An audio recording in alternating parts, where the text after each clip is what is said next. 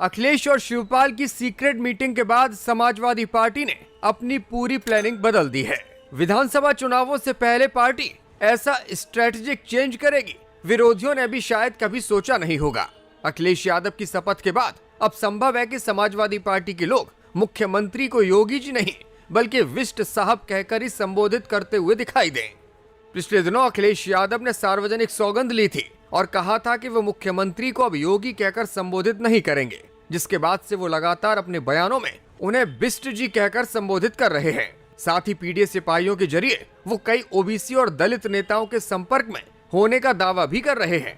आखिर अखिलेश यादव की इस बदली हुई रणनीति का कारण क्या है और वो ऐसा करके क्या सियासी लाभ साध रहे हैं, इस खबर में आपको पूरा विश्लेषण दिखाएंगे।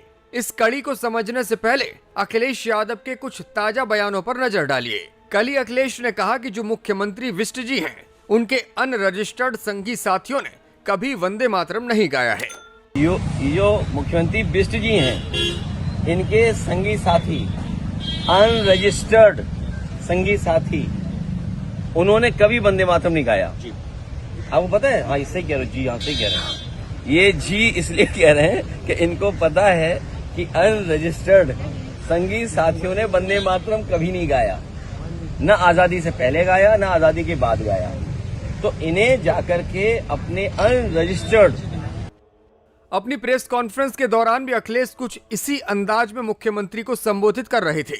उन्होंने कहा था कि मुख्यमंत्री बिष्ट जी न जाने कौन से स्किल इंडिया की बात चला रहे हैं। स्किल इंडिया बता रहे थे, डिजिटल इंडिया बता रहे थे हमारे मुख्यमंत्री जी। मुख्यमंत्री बिष्ट जी न जाने कौन सी बात बता रहे, स्किल इंडिया। आप स्किल इंडिया का बता दें क्या है दूसरा। यही नहीं, सपा चीफ अखिलेश यादव ने तो मुख्यमंत्री को उपद्रवी तक घोषित कर दिया। उन्होंने कहा कि उपद्रव, आगजनी और नफरत फैलाना मुख्यमंत्री का काम रहा है। मुख्यमंत्री जी इसलिए सच बोल रहे हैं क्योंकि वो खुद उपद्रवी थे। उनके ऊपर जो मुकदमे लगे 2017 से पहले के हैं, और कभी समाजवादियों ने नहीं लगाया। समाजवादियों ने तो बचाया है एक बार को। ये हम स्वीकार करते हैं, गलती है समाजवादियों की कि सहानुभूति रखते हैं कभी कभी, लेकिन सच्चाई ये है, उपद्रव, लोगों में झगड़ा कराना, हिंदू मुसलमान करना, आगजनी कराना, नफरत फैलाना, ये मुख्यमंत्री जी का काम रहा है। ये मुख्यमंत्री जी पे धाराएं थी, और ये मैं नहीं कह रहा हूं, हमारे देश के पूजनीय शंकराचार्य जी भी कह रहे हैं। मुख्यमंत्री को घेरने के इतर अखिलेश यादव पिछले दिनों से ओबीसी और एसटी समाज के रिश्तों से काफी जुड़ाव महसूस कर रहे हैं। उन्होंने बयान दिया कि बहुजन समाज और समाजवादी पार्टी का गहरा नाता रहा है। कि बहुजन समाज और समाजवादी पार्टी का बहुत पुराना गहरा रिश्ता रहा है, और एक समय पर बाबा साहब भीमराव अम्बेडकर जी और डॉक्टर राम लोहिया मिलकर के काम करना चाहते थे। नेताजी ने भी मिलकर के माननीय काशीराम जी के साथ काम किया, लेकिन अब इधर कुछ मामला अलग हो गया है। इसलिए उन बातों पे मत जाइए। हमारी पार्टी की कोशिश होगी कि बहुजन समाज, पीडीए समाज और जो पीड़ित है, दुखी है, जो अपमानित हो रहा है, उन सबको साथ ला करके इस भारतीय जनता पार्टी को हटाएं। इस बयान के बाद ही बहुजन समाज पार्टी की चीफ मायावती ने आज सामने आकर कहा कि वो चुनावों से पहले कोई गठबंधन नहीं करेंगी, यानी कि अखिलेश यादव का निशाना सही जगह लगा है। जैसे जैसे चुनाव नजदीक आएगा तो विरोधियों के साम दाम दंड भेद आदि के हथकंडे तथा बीएसपी को सत्ता से दूर रखने के षड्यंत्र और भी बढ़ते जाएंगे, जैसा कि हमेशा से होता रहा है। दरअसल अखिलेश द्वारा मुख्यमंत्री को बिष्ट साहब कहे जाने के पीछे राजनीतिक तंज और कई विवादों से जुड़ा नाता है। अखिलेश यादव ये कटाक्ष उस वक्त से कर रहे हैं जब योगी आदित्यनाथ ने शंकराचार्य को लेकर विधानसभा में टिप्पणी की थी। अखिलेश का कहना है कि सिर्फ गेरुआ वस्त्र धारण करने या कान छिदवाने से कोई संत या योगी नहीं बन जाता। यही वजह है कि अब वो मुख्यमंत्री योगी को उनके पुराने नाम अजय सिंह विष्ट का संदर्भ लेकर संबोधित कर रहे हैं। यूपी में कुछ वक्त से लगातार ठाकुर वर्सेस ब्राह्मण की सियासत गरमाई हुई है। ऐसा कहकर अखिलेश यादव इसी सियासी आग में घी डालने का काम भी कर रहे हैं। ब्राह्मण समाज प्रदेश में लगातार अपनी उपेक्षा की शिकायत करता आ रहा है। अखिलेश की इस सियासी ताकत को और दम देने का काम चाचा शिवपाल सिंह यादव ने अपने कंधों पर ले लिया है।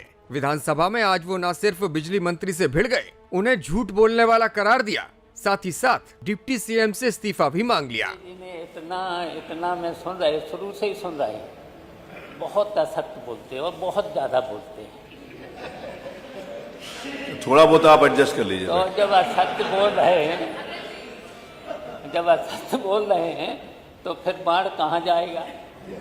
जो पाप करेगा उसी पर तो जाएगा। ठीक है, वही बोला हूँ। माननीय मंत्री जी, जो पाप आप लोग कर रहे हो सरकार में, अरे तो बाढ़ वो तो बाढ़ बताएगा ना कौन बात कर रहा है।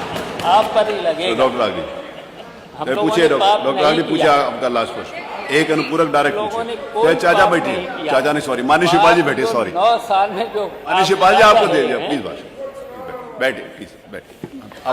सदन से बाहर निकलते वक्त शिवपाल सिंह यादव से जब मीडिया ने बातचीत करनी चाहिए तो उन्होंने कहा कि उप मुख्यमंत्री को अपना इस्तीफा दे देना चाहिए। देखिए, वो उसी पार्टी के हिस्सा हैं और मंत्रिमंडल में भी हैं, तो अगर उनको इतना ही बुरा लगा है तो उनको इस्तीफा दे देना चाहिए। पाप तो उनको भी लगेगा, पाप उनको इसलिए लगेगा कि उसी मंत्रिमंडल के वो भी सदस्य। फार्म 7 को लेकर भी लगातार समाजवादी पार्टी आक्रामक रुख अपनाए हुए है। इस बीच पार्टी का एक प्रतिनिधि मंडल राज्य निर्वाचन आयोग पहुंच गया और पूरे प्रदेश में चल रहे SIR के क्रम में फॉर्म 7 का दुरुपयोग करने की शिकायत की है। जो पिछड़े दलित अल्पसंख्यक समाज के जो मतदाता हैं, उनका फॉर्म 7 कूटरचना करके नाम कटवाने की साजिश चल रही है और हर एक विधानसभा में 30,000 से लेकर के 1-1 लाख तक जो नो मैपिंग के, मेरी बात सुनिए, नो मैपिंग के जो नोटिस दिए गए हैं, एक BLO कितना दिन में निपटाएगा? विधानसभा में आज एक बार फिर सपा विधायक रागिनी सोनकर का आक्रामक अंदाज दिखाई दिया।